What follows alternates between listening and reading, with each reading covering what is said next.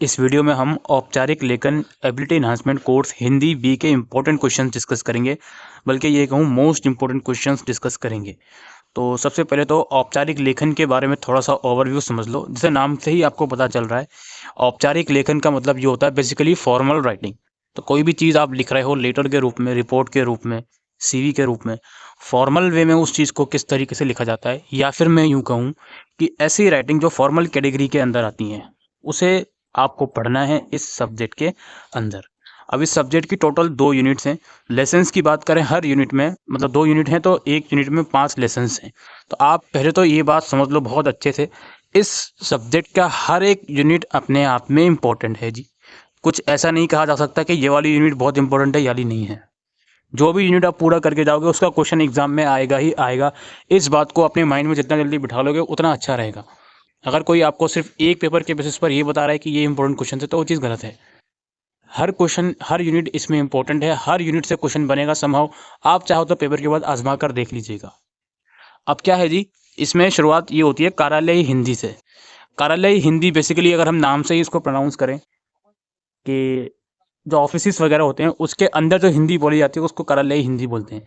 लेकिन इस सब्जेक्ट के संदर्भ में यहाँ कार्यालयी हिंदी, गवर्नमेंट डिपार्टमेंट के अंदर जो हिंदी भाषा बोली जा रही है उसको ये लोग कार्यालयी हिंदी बोलते हैं। तो शुरुआत कार्यालयी हिंदी, फिर व्यावसायिक हिंदी। व्यावसायिक हिंदी भी समहाउ उसी से रिलेटेड होती है, बिजनेस वगैरह के अंदर जो हिंदी बोली जाती है। इसके बाद आपका टिप्पण आ गया, प्रारूपण आ गया, प्रतिवेदन आ गया और विज्ञप्ति आ गया। फिर यहाँ पे यूनिट 2 के अंदर आपका श्रव्य लेखन आ गया, सूचना के अधिकार के लिए लेखन आ गया, कार्यालयी पत्र लेखन आ गया, व्यावसायिक पत्र लेखन आ गया और किसी व्यावसायिक कार्यक्रम की प्रेस विज्ञप्ति। तो ये डायरेक्ट क्वेश्चंस जो आपको दिख रहे हैं, इसी में से पेपर बनेगा। अब मैं कुछ इसके क्वेश्चंस आप लोगों के साथ डिस्कस करने वाला हूँ। तो पेपर का पैटर्न के पहले क्वेरी आएगी। देखिए, पेपर आपका मोस्ट लाइकली 60 नंबर का पेपर बनेगा आपका, और ये पेपर 3 घंटे का नहीं है। आई थिंक इसकी पेपर की ड्यूरेशन 2 घंटे की है, 2 या 2.5 घंटे की। आप कंफर्म कर लीजिएगा डेट शीट से जाकर। अब यहाँ पे क्वेश्चन समझिए किस तरह के आएंगे। अच्छा, ये जो क्वेश्चन हैं ये प्रीवियस ईयर पेपर्स के बेसिस पर भी मैं ला के आ रहा हूँ आप लोगों से, और कुछ क्वेश्चन अपनी अंडरस्टैंडिंग से भी मैंने इसमें एड ऑन किए हैं। क्वेश्चन कुछ इस प्रकार हैं, भारत में कार्यालयी हिंदी की वर्तमान स्थिति पर लेख लिखिए। यानी कि करंट टाइम में कार्यालयी हिंदी की क्या स्थिति है वो आपको बताना है, या फिर कार्यालयी हिंदी का स्वरूप, उद्देश्य और क्षेत्र पर परिचय दीजिए। इसके बाद है क्वेश्चन नंबर 3, व्यावसायिक हिंदी से आप क्या समझते हैं, उदाहरण देकर समझाइए। या फिर व्यावसायिक हिंदी का अभिप्राय और इसका महत्व समझाइए। इसके बाद नेक्स्ट क्वेश्चन है टिप्पण। टिप्पण की परिभाषा देते हुए अच्छे टिप्पण की विशेषताएं लिखिए। और इसके बाद है प्रारूपण। प्रारूपण का सामान्य परिचय देते हुए प्रारूपण करते समय ध्यान देने योग्य महत्वपूर्ण बातों को रेखांकित कीजिए। उसके बाद है प्रतिवेदन। प्रतिवेदन किसे कहते हैं, रिपोर्ट राइटिंग बेसिकली, और इसे लिखते हुए किन किन बातों पर ध्यान देना चाहिए। फिर है विज्ञप्ति। विज्ञप्ति किसे कहते हैं, विज्ञप्ति का एक प्रारूप तैयार कीजिए।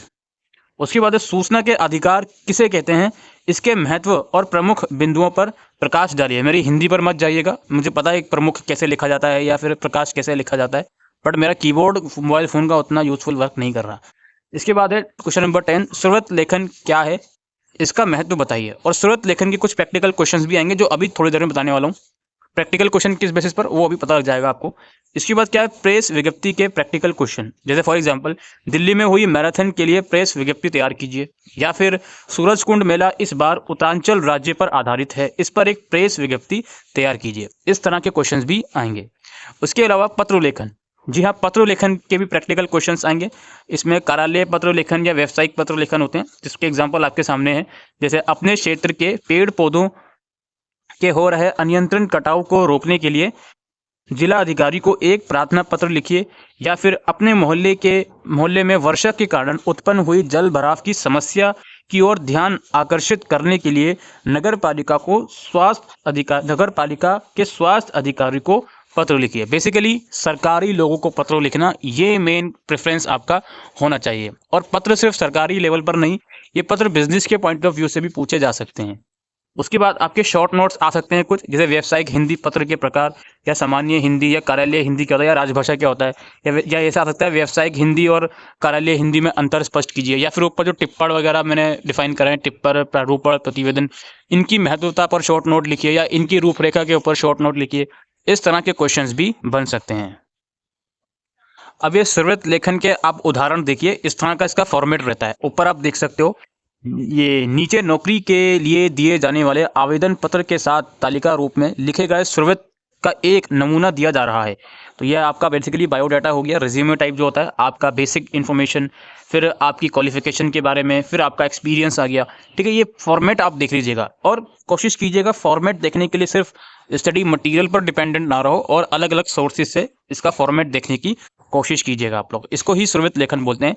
और इस श्रुत लेखन में से थ्योरेटिकल टाइप क्वेश्चन भी आ सकते हैं। Theoretical type in the sense कि श्रुत लेखन की मुख्य विशेषताएं या मुख्य गुण, एक अच्छा श्रुत लेखन किस तरीके से लिखा जा सकता है, क्या इसके अलग अलग तत्व क्या होते हैं, जैसे बायोग्राफी, जैसे बेसिक इन्फॉर्मेशन हो गई, एजुकेशन क्वालिफिकेशन डिटेल्स हो गई, इसको हिंदी में लिखोगे बेसिकली आप। ठीक है, इस तरह के भी श्रुत लेखन से थ्योरेटिकल क्वेश्चन भी आने की संभावना है और प्रैक्टिकल क्वेश्चन तो मैंने आपको दिखा ही दिए। और इसके अलावा प्रेस विज्ञप्ति तैयार करना, जैसे सूरजकुंड मेले के ऊपर प्रेस विज्ञप्ति तैयार करना, या दिल्ली में मैराथन हो रही है उसके ऊपर प्रेस विज्ञप्ति तैयार करना, तो उसका भी फॉर्मेट यहाँ देख लीजिए किस तरह का इसका फॉर्मेट रहता है। ऑलराइट, तो ये आप एक बार जरूर से अपने स्टडी मटेरियल में जाकर देख लीजिएगा। लेखन, अब पत्र लेखन में मैंने आपको जो 2 एग्जांपल्स दिखाए थे क्वेश्चंस के, वो बेसिकली गवर्नमेंट डिपार्टमेंट के लोगों को पत्र लिखा जा रहा था, कार्यालयी पत्र लेखन जिसे बोल सकते हो। लेकिन उसके अलावा संभावनाएं ये भी हैं कि व्यावसायिक पत्र लेखन भी आ सकते हैं। अब व्यावसायिक पत्र लेखन का मतलब ये है बिजनेस की फील्ड में पत्र कैसे लिखा जाता है। एक बिजनेस की फील्ड है, ऑर्गेनाइजेशन की फील्ड है, इसके अंदर पत्र कैसे लिखा जा सकता है। इसमें अलग अलग तरीके हो सकते हैं, जैसे यहाँ पे पुस्तक पार्सल की आपत्ति की शिकायत, पुस्तक पार्सल हुआ होगा उसकी आपत्ति करनी है कि पुस्तक जो आई है वो कम, मतलब जितनी हमने ऑर्डर करी थी उस हिसाब से नहीं आई, या जो हमने ऑर्डर करी थी वो नहीं आई, या कुछ डैमेज वगैरह है तो उसकी शिकायत करनी है, तो उसके लिए पत्र लिख रहे हैं ये, जिससे भी पुस्तक मंगवाई थी उसका फॉर्मेट भी आपको पता होना चाहिए प्रॉपरली। ठीक है, इसी तरीके से और भी एग्जाम्पल यहाँ पे दिए गए हैं, इसको आप रीड आउट कर सकते हो। विषय क्या है, पुस्तक पार्सल की आपत्ति। अच्छा, ये वही वाला हो गया। और ऊपर आप देखो और भी इसमें पत्र लेखन के फॉर्मेट लिखे गए हैं। मीटिंग हॉल तथा आवास कक्षों का आरक्षण, इसके अलावा यहाँ पे देखो आप बीमा संबंध पत्र होगा, जीवन बीमा संबंधी राशि के भुगतान के लिए। इस तरीके के आपके पत्र आ सकते हैं, बस फॉर्मेट पता होना चाहिए। ठीक है, बीच में सब्जेक्ट बॉडी तो आप खुद ही लिखोगे, फॉर्मेट जरूर से इसका पढ़ लीजिएगा। और कोई मेजर डिफरेंस नहीं होता व्यावसायिक पत्र लेखन या कार्यालयी पत्र लेखन के फॉर्मेट में। ऑलराइट, तो इसी तरीके के आपके क्वेश्चन बनेंगे दोस्तों। ज़्यादातर question directly theory based question है, जैसे टिप्पण के बारे में हो गया, या प्रतिवेदन के बारे में हो गया, या प्रारूपण के बारे में हो गया।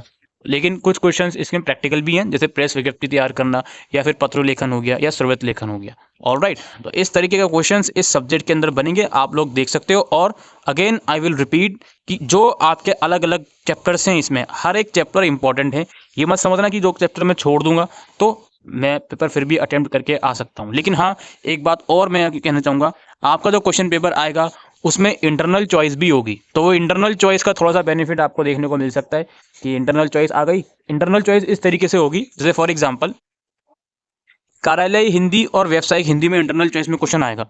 आप कार्यालय हिंदी या तो बहुत अच्छे से कर लो, या व्यावसायिक हिंदी बहुत अच्छे से कर लो। इसके अलावा ये जो 3 हैं, टिप्पण, प्रारूपण और प्रतिवेदन, इन तीनों में से कोई 2 भी आप अच्छे से कर लोगे तो भी आप पेपर अटेम्प्ट करके आ सकते हो। सिंपल सी बात है, इन तीनों में से किन्हीं 2 को उठाया जाएगा डायरेक्टली, और उनमें से इंटरनल चॉइस में क्वेश्चन आ गया। तो टिप्पण का महत्व बताइए, या उसके इंटरनल चॉइस में क्वेश्चन ये आ जाएगा प्रारूपण का सामान्य परिचय देते हुए इसकी प्रक्रिया बताइए। ठीक है, लेकिन एट द सेम टाइम यहाँ पे एक चीज़ और समझनी है आपको, बहुत ध्यान से चीज़ को समझिए मैं क्या कहने की कोशिश कर रहा हूँ। मान लेते हैं आप लोगों का क्वेश्चन नंबर 2 में इसमें और इसमें पार्ट 3 और पार्ट 4 में इंटरनल चॉइस में क्वेश्चन आ गया, आप दोनों करके गए पार्ट 3 और पार्ट 4, और क्वेश्चन नंबर 2 में इंटरनल चॉइस में क्वेश्चन आ गया कि या तो पार्ट 3 का क्वेश्चन है या पार्ट 4 का क्वेश्चन है। अब जो बचा हुआ क्वेश्चन उसमें से होगा, ये फॉर एग्जांपल पार्ट 5 नहीं आया, तो इस पार्ट 5 वाले क्वेश्चन को वो लोग डाल देंगे शॉर्ट नोट में। इसीलिए मैं बोल रहा हूँ कि हर एक यूनिट इसमें इंपॉर्टेंट है। किन्हीं 2 पर शॉर्ट नोट लिखिए, 3-4 ऑप्शन होंगे, उसमें किन्हीं 2 पर आप शॉर्ट नोट लिख सकते हो। ठीक है, तो कुल मिलाकर दोस्तों यही आज की इस वीडियो में इंपॉर्टेंट ये इन्फॉर्मेशन थी औपचारिक लेखन के इंपॉर्टेंट क्वेश्चन से रिलेटेड।